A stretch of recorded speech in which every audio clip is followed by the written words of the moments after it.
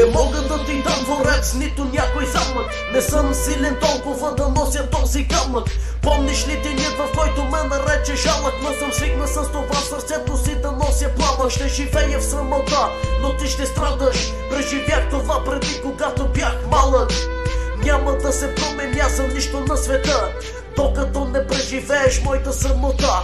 Кажи защо, кажи какво направих, че заслужих аз това. Ти ми беше рая, това ще е до края.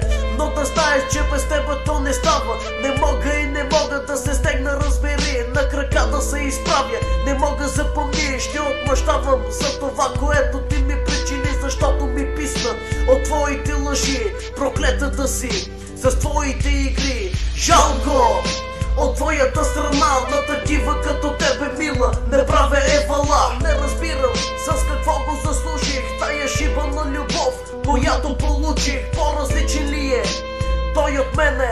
По-различна ли е топлината вътре в тебе? Да беше ми го казана това на време, нямаше да страдам толкова за тебе. Проклетата любов, тя ни замайва, какво да се прави? Съдбата ни отчаива. Седя си ей така и се чудя какво да драсна. Да опише с мен рима, дето да ми пасва. Изумен разбирам, че сили ни останаха. Притежава ги само как бяхме двамата. Времето лети, безпощадно залечило. Опитвам се живота да го пазя с мастило. Но ти живей напред и не се обръщай.